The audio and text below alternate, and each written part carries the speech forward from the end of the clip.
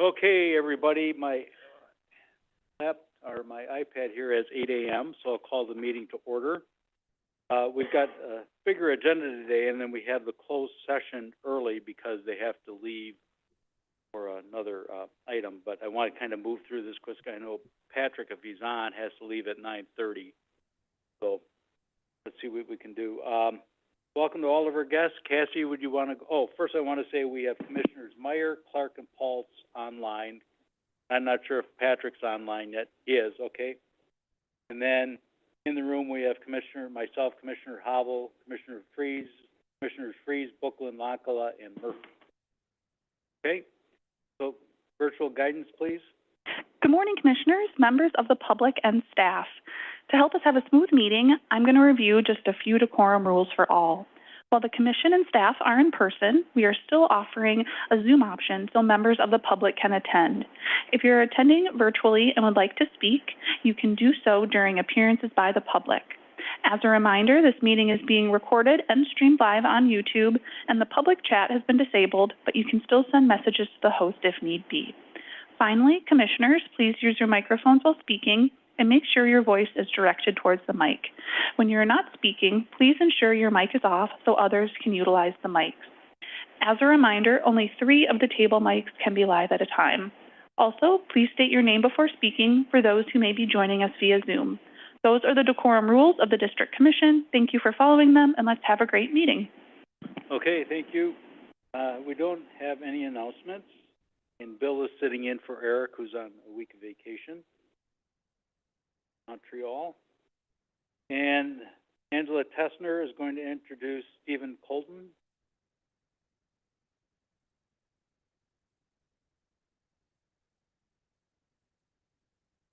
Good morning, everyone. Can you hear me? Is on?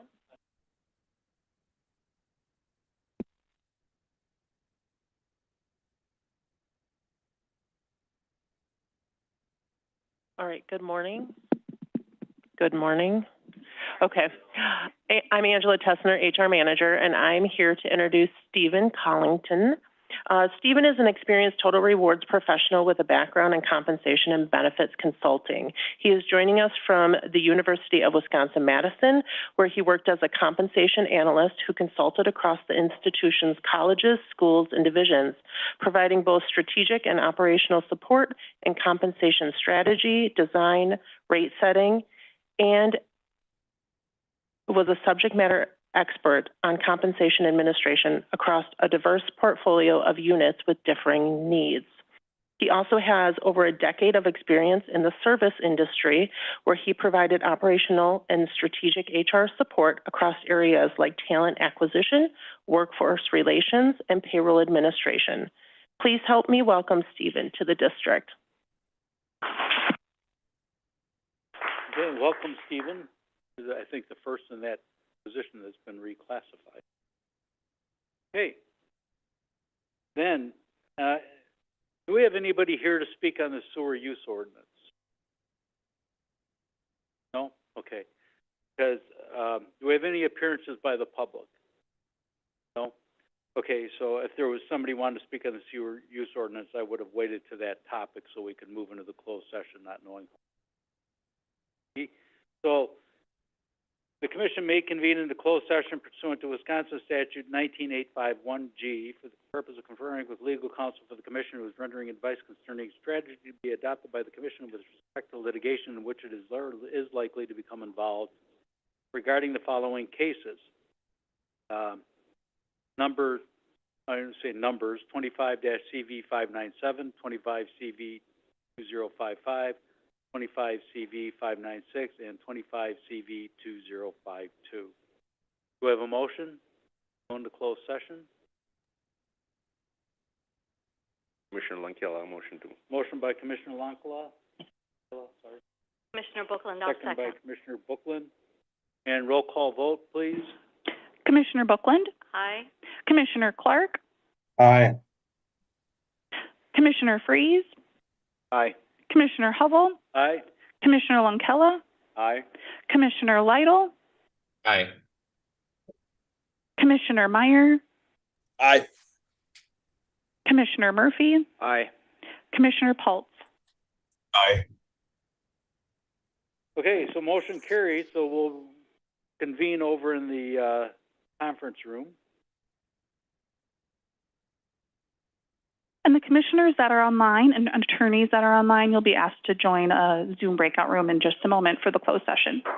Thank you.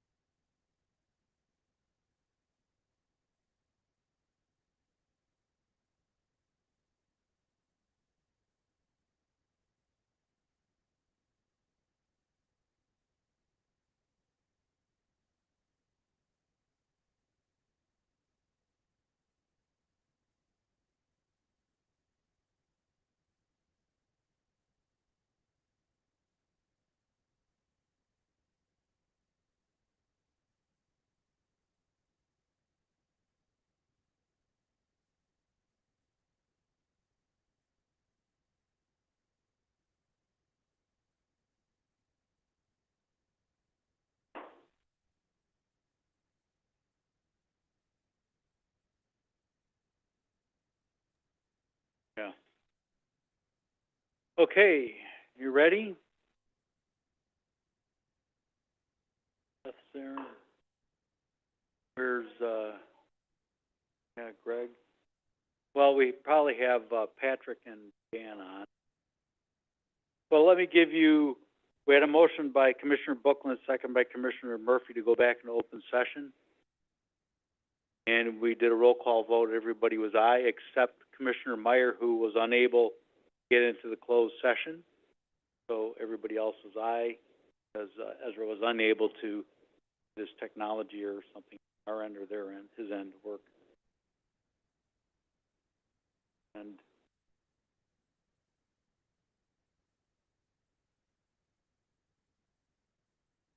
so Ezra's back there. Okay, so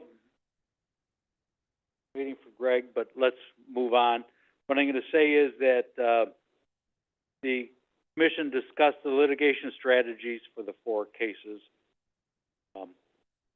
And that will end item 3A. So we're going to move to the consent calendar, where we have the minutes, operating fund, cash statement, several sanitary approval plans, work flow splitter improvements, and contract for business analysis for Workday implementation. That's related to this whole ERP thing. Do we have any questions? Hearing none, do we have a motion to approve the consent calendar? This is Commissioner Meyer. I'll move approval of the consent calendar. Okay, motion by Commissioner Meyer, second by Commissioner Montella. And all those in favor say aye. Aye. Aye. Aye.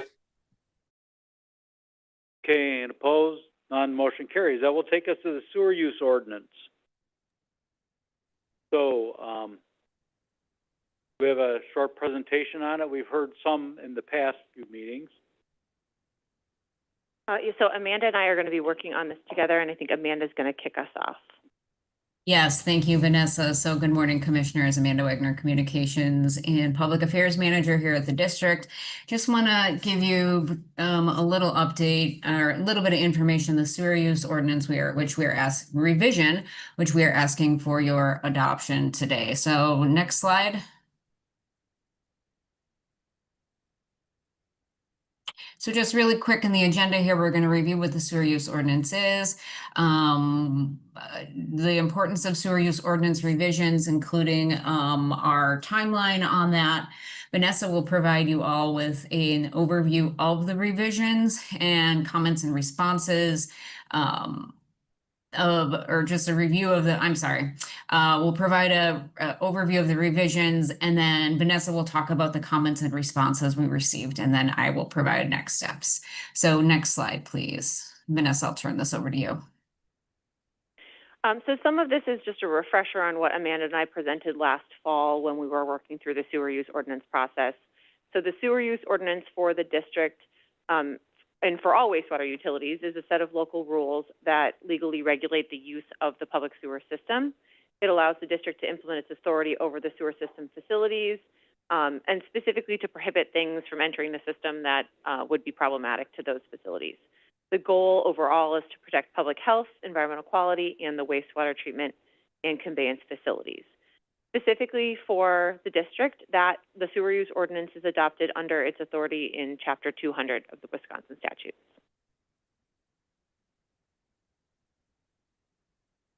So it's imperative that a sewerage district regularly review and revise its sewer use ordinance. Periodically, we actually just co-held a workshop with DNR last week with our customer communities, talking about this very same thing. And those updates revisions and updates are necessary to reflect changes in state and federal law, guidance, incorporate best practices, and also to just address any other necessary edits and clarifications. The last time the district made changes or updates, I should say, to its sewer use ordinance was back in 2017 with the connection charges, but we had not really had a wholesale edit for longer than that. So it was due time. commissioners, the public, anyone can find copies of the summaries and the drafts and revisions, as well as comments and our responses. It's all been posted on the dedicated webpage at madsewer.org /2026 SUO. And we will keep that there for a period of time before we take down that page. And then we just make the new sewer use ordinance, the revised one, move it to the primary page, which we keep under plans and reports on the website. Next slide. So just a quick overview of the timeline is very much condensed, but it was a long process. Initiated it way back in spring of 2024, pulling together subject matter experts and understanding what needed to be done. And then that went through February of this year, 2026, that comprehensive legal and staff review, working closely with Vanessa and subject matter experts on staff to very closely review and revise the sewer use ordinance. On April 22nd, Earth Day, we sent out a packet of sewer use ordinance revisions to all of the relevant stakeholders. So there was information specific to dental clinics, specific to customer communities, to our pre-treatment, industrial pre-treatment customers, as well as our haulers. We also noticed a public meeting per statute. This particular public meeting required a longer notice lead time. And then on the 28th, we held the public hearing after the commission meeting.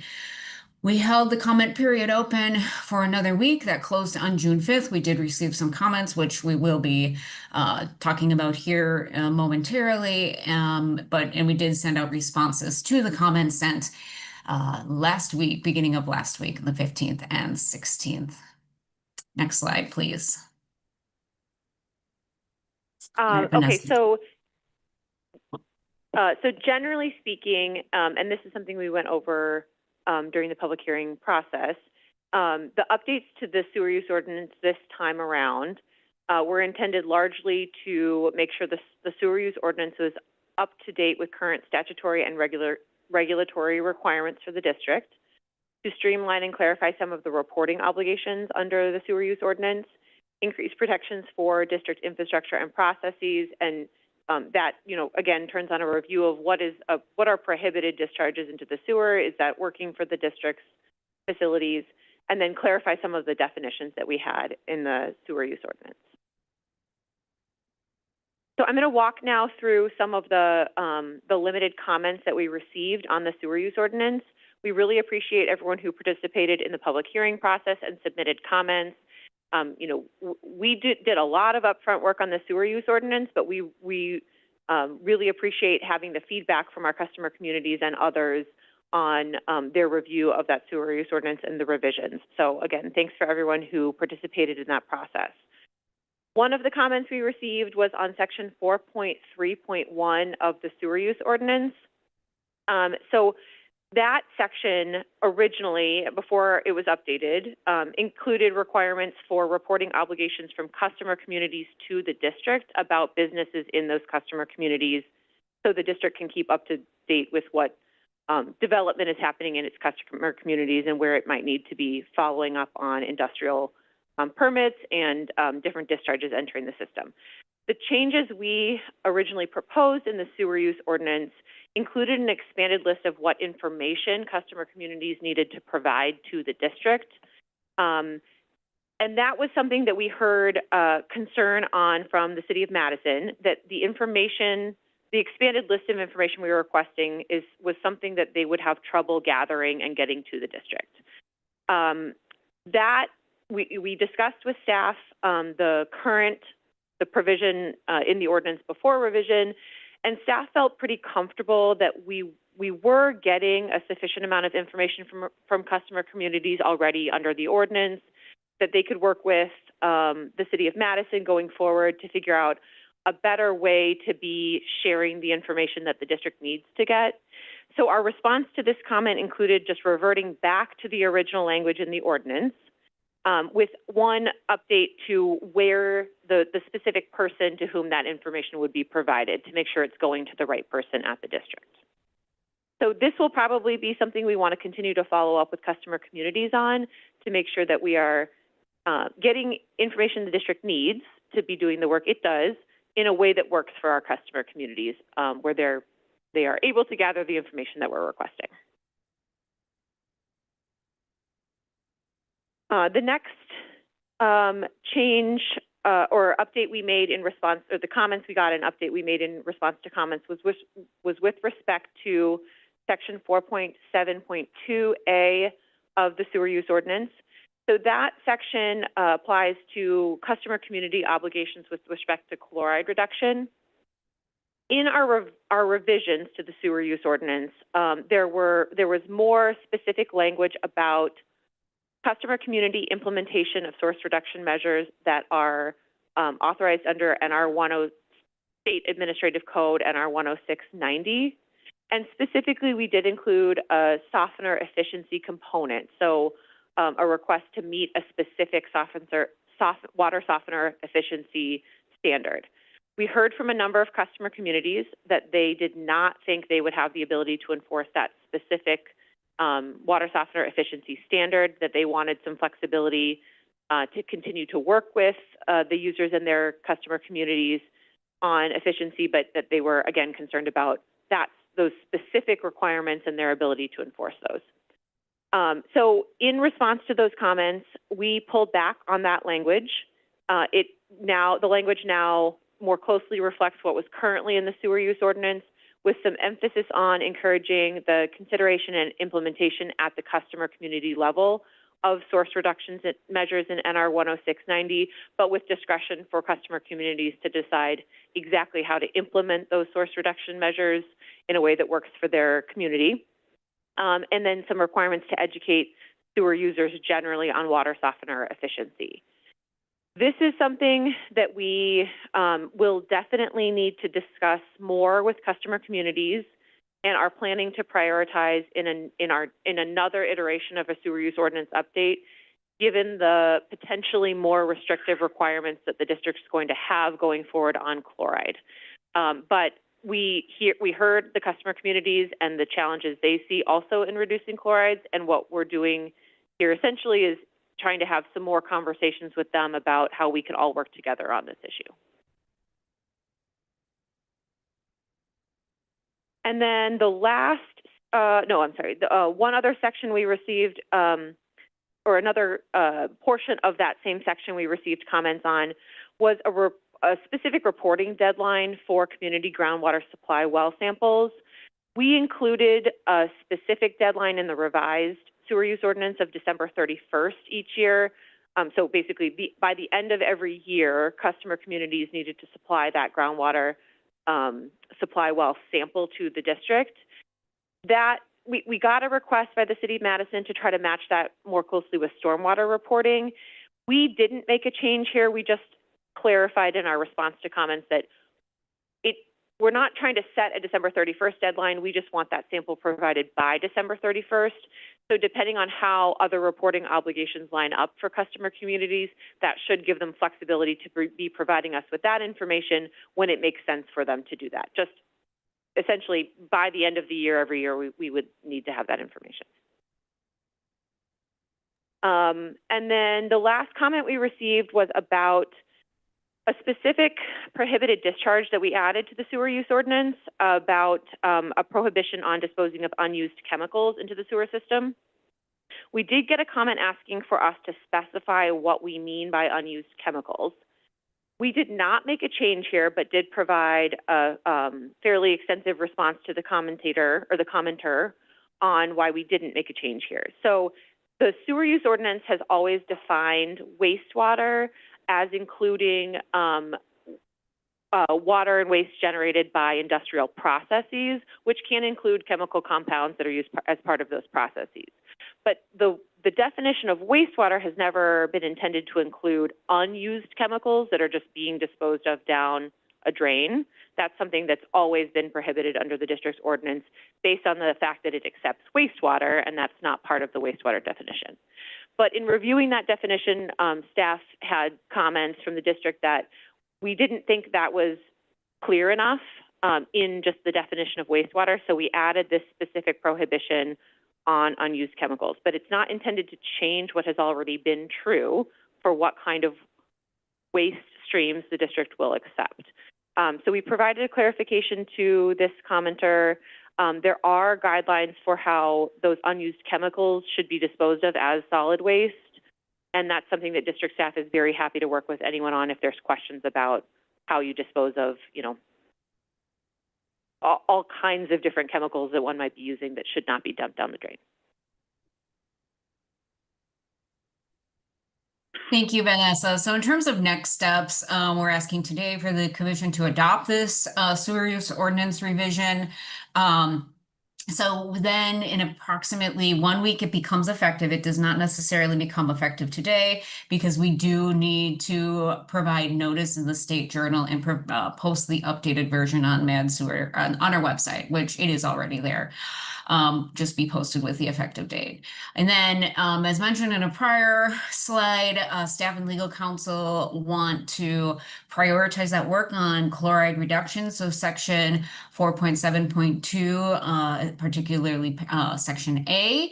And the next sewer use ordinance revision, Commission, you may recall, was one of the projects in the 3-year plan.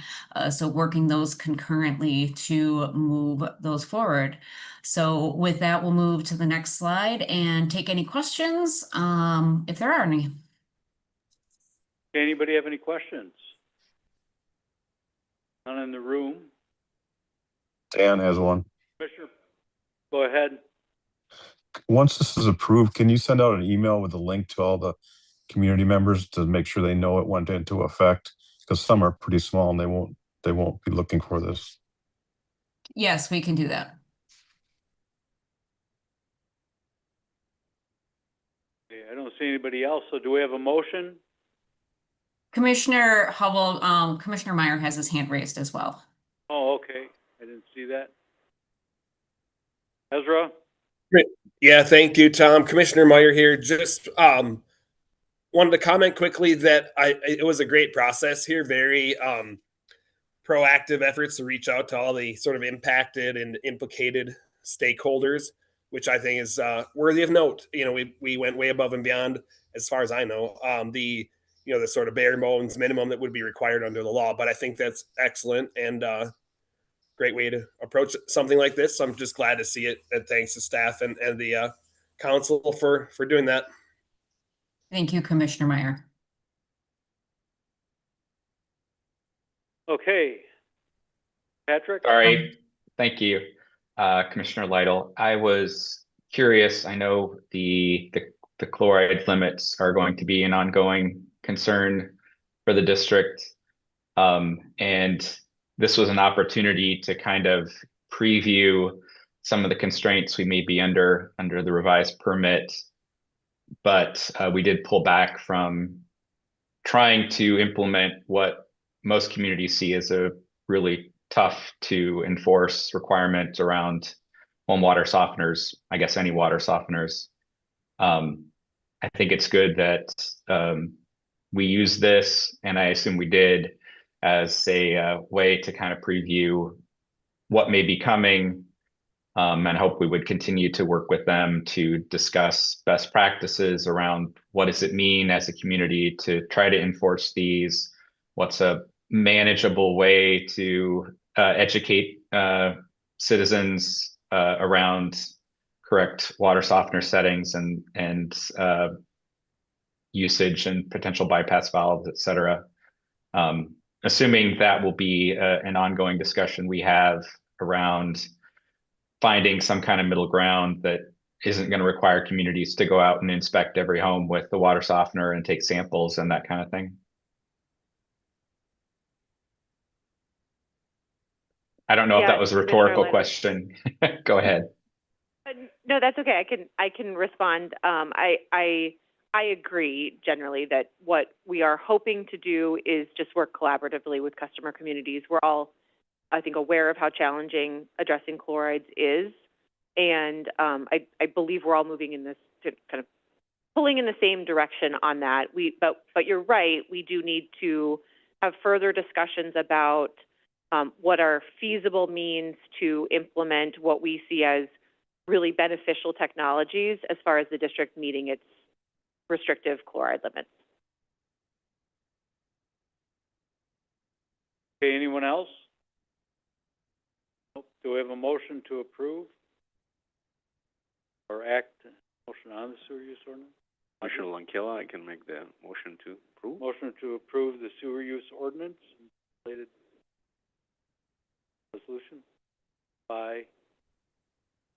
second by Commissioner Bookland. So we have a motion by Commissioner Lankela, second by Commissioner Bookland to approve sewer use ordinance. Any other comments? I guess with regard to chlorides, it's easy for the DNR to put on the regulations. It's much harder for the district and the communities to be able to meet those regulations. I wonder what kind of water softeners those people. Okay. So, anything else? Nope. All those in favor of the motion say aye. Aye. Aye. Opposed? None. Motion carries. Okay.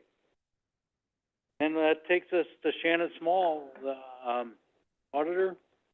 This is Bill Walker. I'm going to take a minute to introductory comments here. Shannon is with Clifton Larson Allen, our audit firm. She's been here for many years, so familiar face. I want to take a minute to recognize the hard work of our accounting team, Jim Reinerson, Jasmine Phil, Amanda Malbull, and Travis Ruland. They have worked very, very hard this year, harder because we're also doing Workday at the same time, to make this audit efficient, get it done on time. And the sign of that hard work is that this audit was completed on June 3rd, which is the earliest completion date in the last 7 years. And we're going to continue to work on that, improve that trend, and Workday should make that easier. So thanks to them, thanks to their hard work, and Shannon. Thank you for having me today. Thank you, commissioners, for having me in. My name is Shannon Small. I am the signing director on the audit engagement, so I am responsible for the overall completion of the engagement. I'm looking forward to presenting you a little bit on the audit results today. There we go. I'm going to be talking a little bit about the audit, the scope, the process, a little bit of a refresh for those of you that have been here before. If we have any new faces in the room, a little bit of an introduction to what an audit looks like. I'll be presenting you your audit opinions and communications to you as governance to the results. And then I always like to take a few minutes at the end to pick my eyes up and look forward. I spend most of my life in the rearview mirror, so a few minutes looking forward with what your management is going to be tackling as they go forward into the next coming year. As a reminder, there's 4 outputs for the audit this year. You're going to see 3 of them communicated to you at this point, and the last I'll touch on in just a minute. You have the opinion or the report on the organization's financial statements. That's at the front of your audit or your financial statements if you're looking at those. We also issue a letter to management and to governance communicating any significant deficiencies, material weaknesses. We also communicate to management any best practices. That's issued in accordance with the Yellow Book standards or government auditing standards. We also issue a letter to you as governance with a few more details on the results of the audit. The 4th item you'll see up there is a report on your internal controls in compliance with major program requirements or your federal single audit. You did receive enough money under the Clean Water Act loans to be required to have that single audit this year. Kind of comes and goes. Those of you that have been around for a while have seen this in the past. It's been several years. That audit is in process. That audit component is not due until September 30th of the current year. So working through grant compliance on that program, working with your management team, it's in process now to get that kicked off. You won't see that if you're looking through your audit packets. It will be coming up. We do perform a risk-based audit, which means we don't look at every transaction, every account balance. We focus on your largest balances and classes of transactions as we work through the process. If you look through the list that you see up here on this board, you'll probably notice these are ones that are already commonly in your discussion topics: accounts payable, general disbursements, revenues, payroll, those related items. Pension and OPEB are probably not part of your day-to-day transactions or discussions. Those come kind of at the end of the year, but they are larger balances and subject to more estimations, so we do take a look at those. We do look at internal controls for assisting with our design of the audit procedures and overall risk assessment, but we do not issue an opinion on those internal controls. The scope of our procedures is not broad enough to do. Again, we do bring anything we find to management and to you as governance if necessary, but no opinion is issued on those. I am happy to report that we issued an unmodified opinion again this year. That's what's commonly referred to as a clean opinion in the industry. It's the highest level of assurance I can provide you that those financial statements are free of material misstatement and presented in accordance with generally accepted accounting principles. I'm also happy to report I have no material weaknesses to report and no significant deficiencies to report. The federal audit is in process. We have nothing to report at this time, but we are working on those procedures. We'll bring anything to you if there is. A few other communications to you is governance. A lot of no's, nones, and nothings, which is all good news from your auditor. So no new accounting policies and standards. There was one new accounting standard in effect this year, GASB Statement 102, related to disclosures. Did not have any impact on the district statements, so you won't see any changes. Management did evaluate, determined there was no impact, which is consistent with similar entities. Your key accounting policies are in Note 1, so if you want a little more context of how the numbers are arrived at and what goes into measuring them, Note 1 is a great place to spend your time. There's no particularly significant disclosures, transactions, no uncorrected misstatements, no audit entries, no difficulties with management, no consultations with other auditors, and no matters discussed outside the scope of the audit. You do have some required supplementary information in your statements. That is a 10-year look back on your pension and OPEB. So a little bit of context. If you want to see the trends of pension and OPEB, those can give you a high-level view of those. And your OPEB or your other post-employment benefits, that's your retiree health insurance promises. That is subject to estimation. Management does use an actuary to assist with those estimations, but it is a long-term estimate, so it is subject to change. Before I get too much further in here, I just want to kind of say the big takeaway that I'd give you from all of what I presented is that we didn't have to do a lot to these financial statements to get them to the format you're seeing now. So that means the information you're receiving throughout the year from management is consistent with the information we're receiving to start the audit at the end of the year. Kind of that's the key takeaway I'd give you. I'm going to take just a couple of minutes and recap a bit of financial information. This is going to be high-level kind of highlights. I know you get more current information from your management team on a regular basis, so this is just a quick recap of where you ended 2025. Up here is your statement of financial position, or what would be equivalent to your balance sheet in a private industry. What you're seeing here is probably the biggest highlight is your consistency. You're seeing cash increase based on your cash flows from operations, the uses planned for capital assets and for debts. You're seeing a little increase in there, and you're seeing increases in your capital assets consistent with your capital asset plan. The deferred outflows and deferred inflows of resources are primarily related to your pension and OPEB, so those are asset-like and liability-like items. And then in your liabilities, you'll see your pension and OPEB are shifting a little bit in there, but consistent with what we'd expect in change in estimations. Just as a reminder for pension, that is your portion of WRS's over or underfunded status. So just a reminder, those are assets you can't use or liabilities you cannot pay. So. And then you also have your deferred interceptor connection charges are going down to nothing in your deferred inflows this year based on kind of those collections and measurement processes.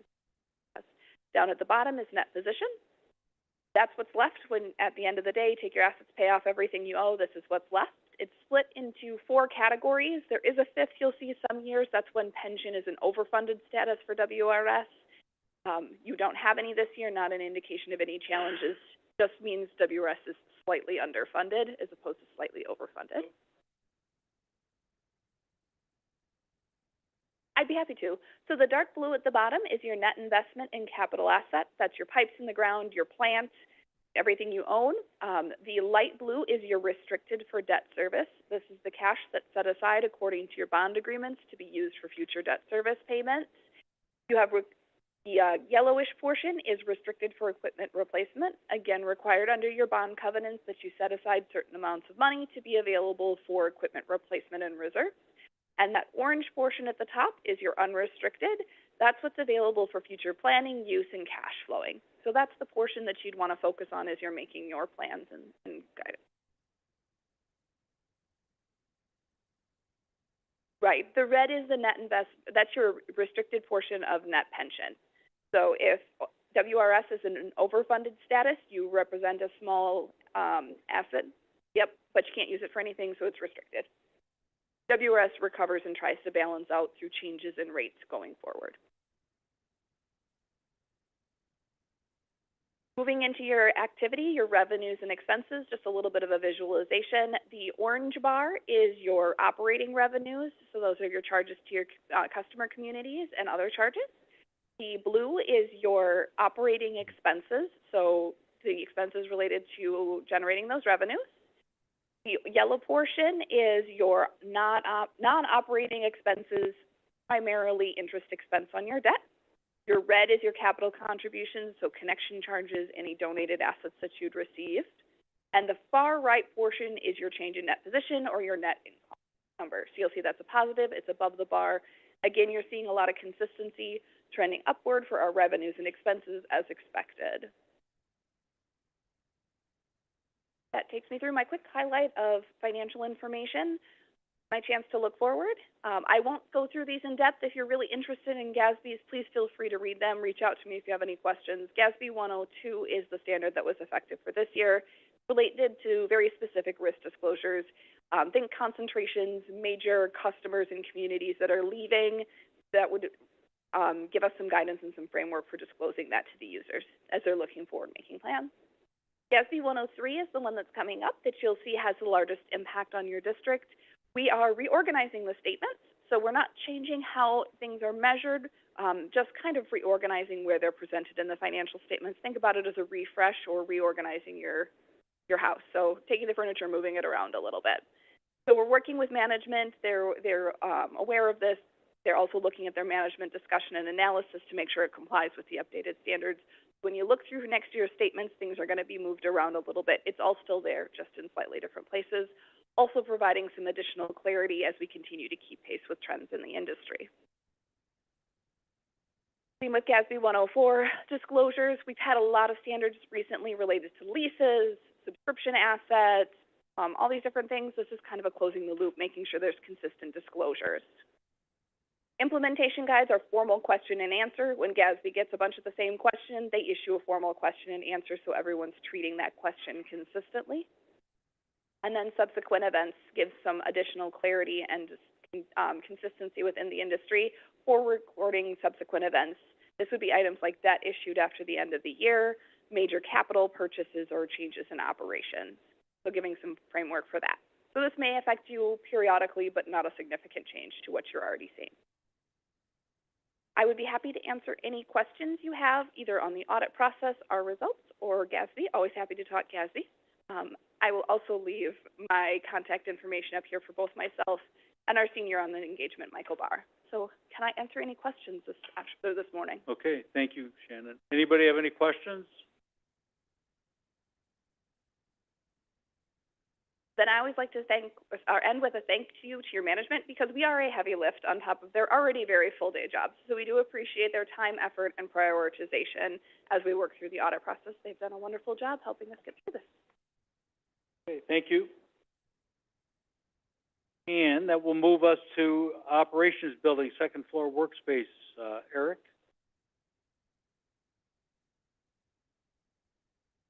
Good morning, Commissioners. Eric Rare, Collection System Manager for the district. Today I'm here to talk or give a project update on our operations building second floor workspace project.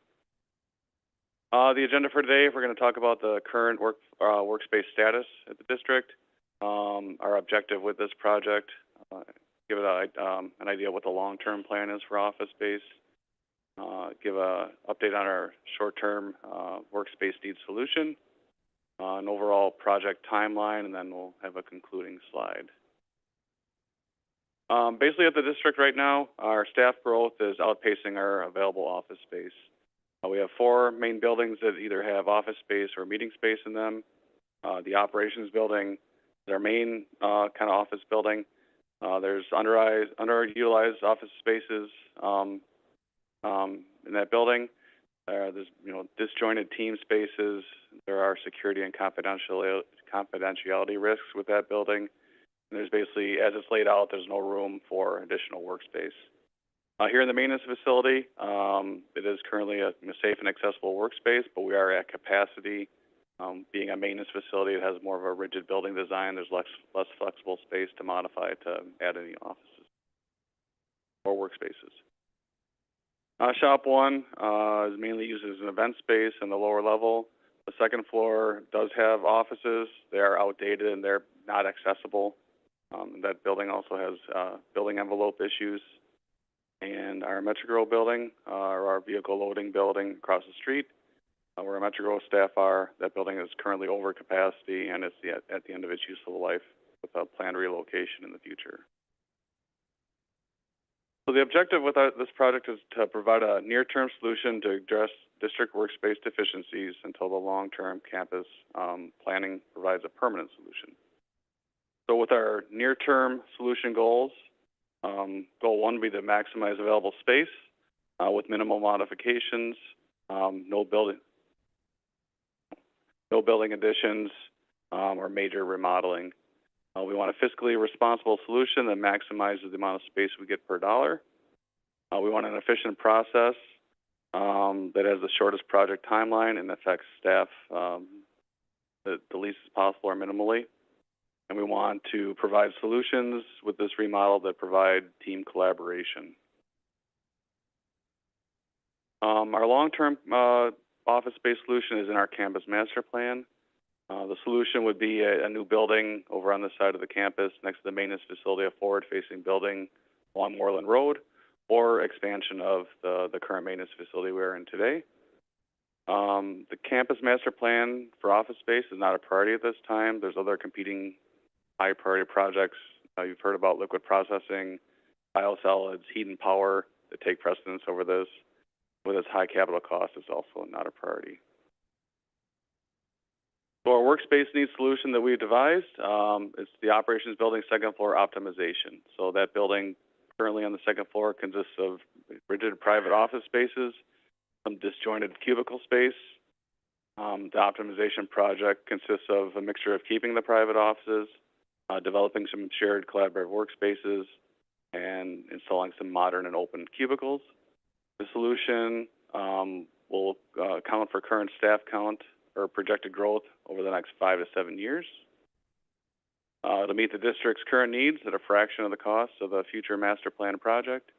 And we're just kind of calling this a light construction project. There's a few minor wall reconfigurations in that floor.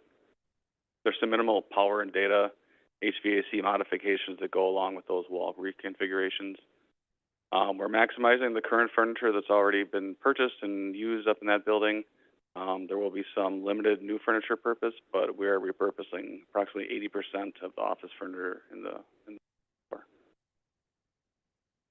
So what we've done so far, project timeline, we've developed layouts for maximizing the space. We're working with our office space vendor to do this. And we also contracted with an architect to help us with some of the renovation design assistance, locating the walls, the new data drops, electrical routes, things like that.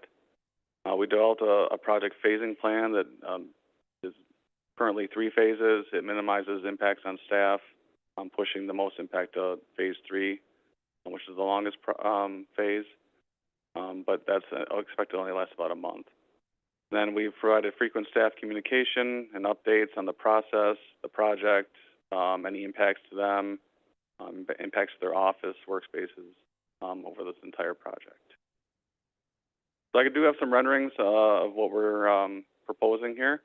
So our accounting team office, this is the new office space. This basically took the office space of 2 people or 2 single offices and converted it into a workspace for 4 staff members. And having this workspace for accounting also promotes security and confidentiality. We have a locking door here, so records and things are safe inside this office. Our IT team office, this took 3 single office spaces and converted into workspace for 11 staff members. Having all our IT staff in one area in these offices promotes our IT security.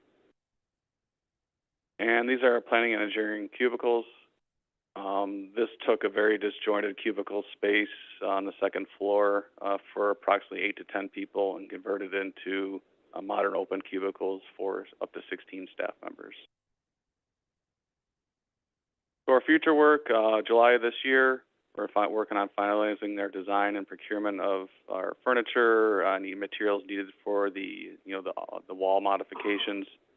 We're gonna receive our architectural drawings soon and finalize our furniture order, which will require commission approval in a future meeting in July.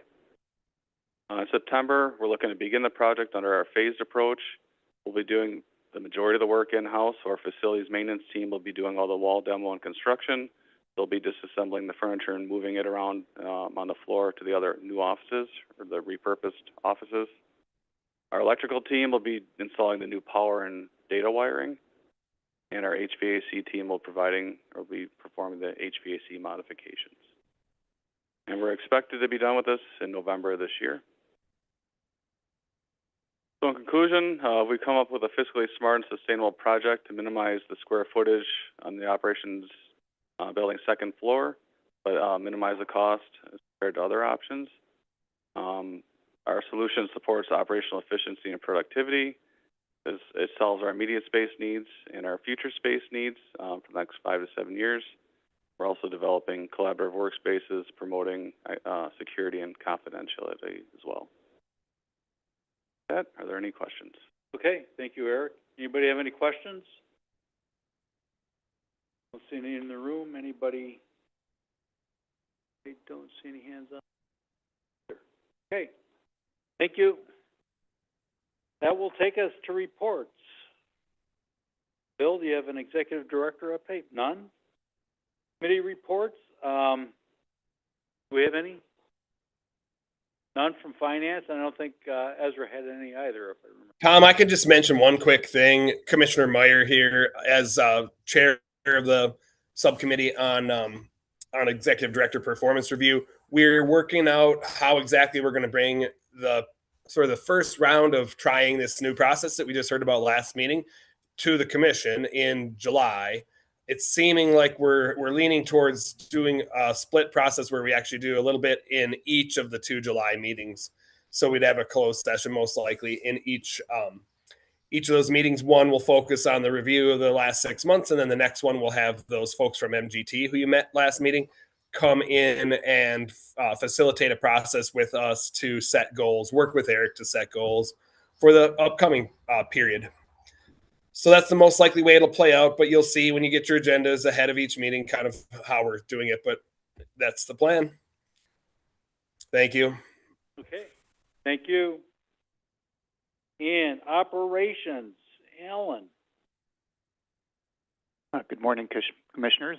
Alan Grooms, Director of Operations and Maintenance, and I'll be doing the operations report for the month of May. There we go.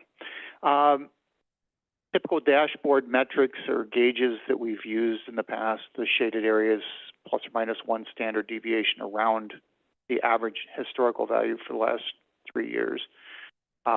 There are some changes with this, with the new treatment permit that went into effect, and so a couple of areas I'll call out through this. So the actual performance parameters were, for the most part, not surprising. 2 parameters were up a little bit over what we would normally see this time of year, although within the historical range, and that would be the total suspended solids at 7.2 and the phosphorus at 0.46 milligrams per liter.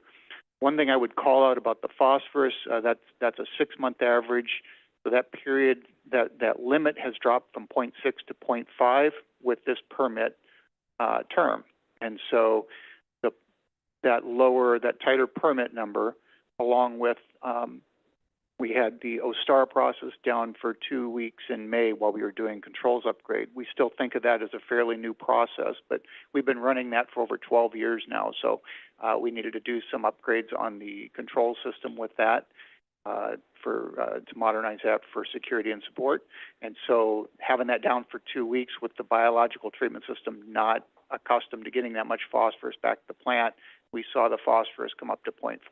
So that's actually was the combination of the decreased limit and that higher amount coming out took us surprisingly close to our limits on that. So that's the reason for that explanation, and a little bit tied to the higher solids as well. The other 2 items I'd like to call out on the BOD 5.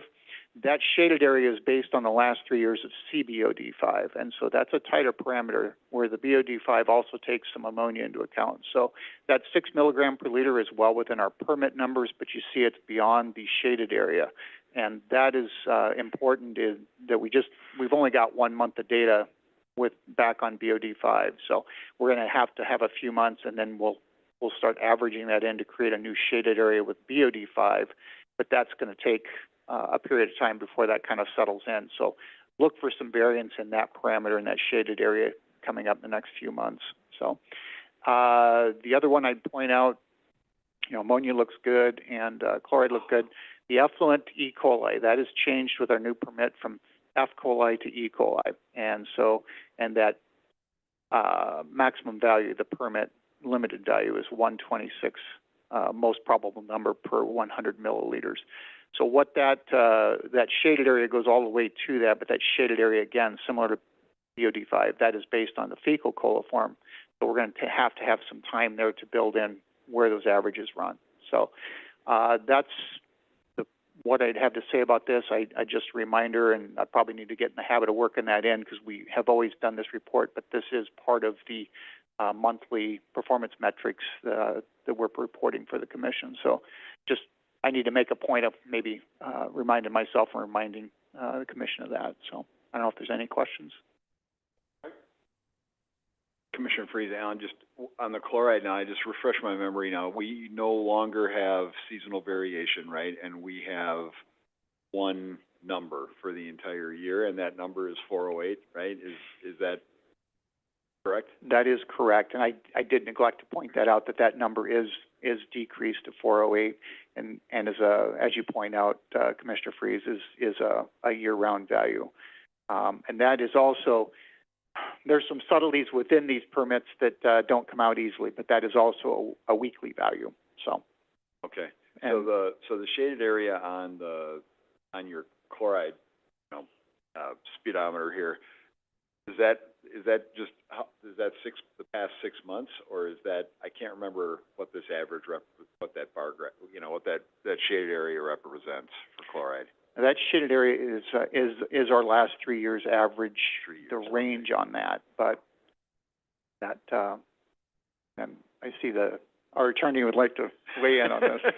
I just want to note, I was going to note this in my update, the district did file a contested case challenge on that chloride number that has been granted, and so while that could be a number we see in the future, for right now, the district will be operating under its prior permit for the chloride limit. I can't remember what those are, but we could talk about how you might want to present that then for the interim period here.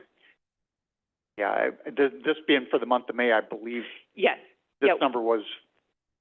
That's correct. Yes. So we filed the contested case on June 4th, and so this permit term was stayed.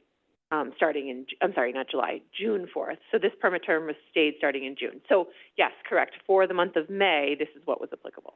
Got it. I did not mean to make that question that complicated. Sorry about that. What I'm going to say is, I think it would be wise if you were going to revert back for the next few months, depending whenever the case is resolved. How often we have the report is to show both, just so we can see where we're fitting in regard to the new limit. So if you're going to change that back to the old limit, I would like to know where we sit with the new limit in case that standard holds. Yeah, it would, but you could do 2 graphs. Yeah, and I know you'll go to 7, an odd number. But I just think it would be wise so that the commission knows how we're tracking with the new versus the old. Thank you, Commissioner Hovell. And I have in that clarity on how you'd like to see that displayed, because that is a question: is how do we display, something like that and present that to the commission in a way that you find useful and informative. So I do appreciate that guidance. Ezra, did you have your hand up? I had a question about the chlorides and just confirming that it was the new number we were looking at. So Greg's question took care of it. Thank you, Alan. Okay, thank you. Yep. Okay, anyone else? Seeing none?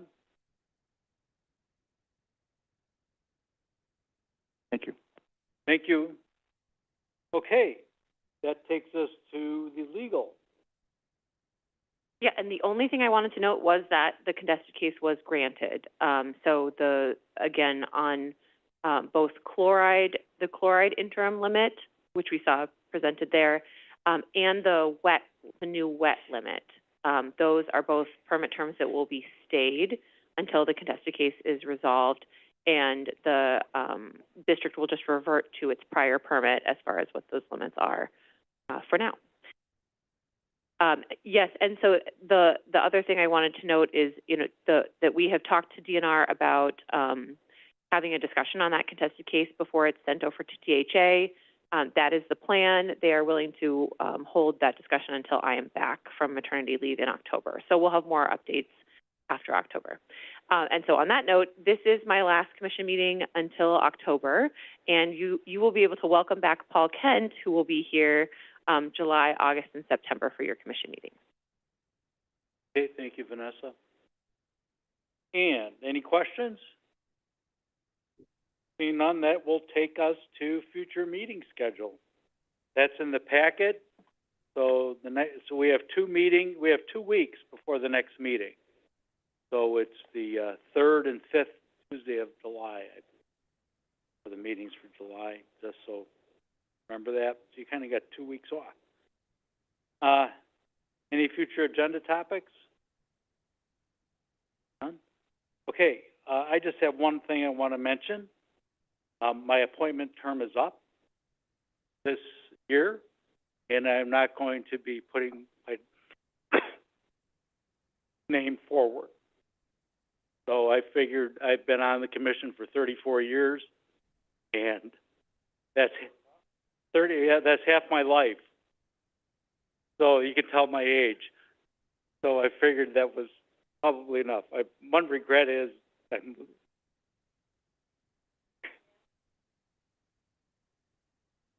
so I sent an email to Forbes yesterday and copied Eric. So I just wanted to let people know in case didn't want you to hear it from somebody else. So my term ends in September or November? November. Okay, so my wife and I were planning a vacation months ago, and I had forgot they switched the November meeting dates. So I was thinking, that we can have this 12-day vacation. And, I don't have the meeting until later in November, but then I forgot we'd already signed up for it. So I will not be at the November meeting. Because I figured it was better for me, when we were setting based on dates, it was better to be here in October for the budget than not. So then I thought, I can get this in. And then when I looked at the calendar, oh, crap, I forgot we moved the date because of Thanksgiving. So that October meeting will be my last, since I'll be out of town on that.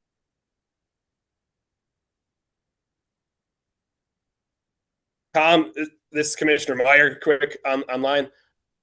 You'll probably hate it, but we're going to have to find some ways to celebrate your long, excellent, time here at the district between now and your last meeting. I'm sorry, but I think it's important that we do it. Thanks, though, for letting us know. Thank you. Yep. Okay, so Ken, going to do adjournment? I will, Tom, and thank you for your hard work and efforts the last 34 years. Commissioner Clark, I'll make a motion to adjourn. Motion by Commissioner Clark, second to both of those sentiments from Commissioner Clark. Second by Commissioner Freeze. All those in favor say aye. Aye. Aye. Opposed? Opposed, none. Motion carries. Thank you, everybody. Have a good rest of the day. Take care. Thanks, everyone. Bye.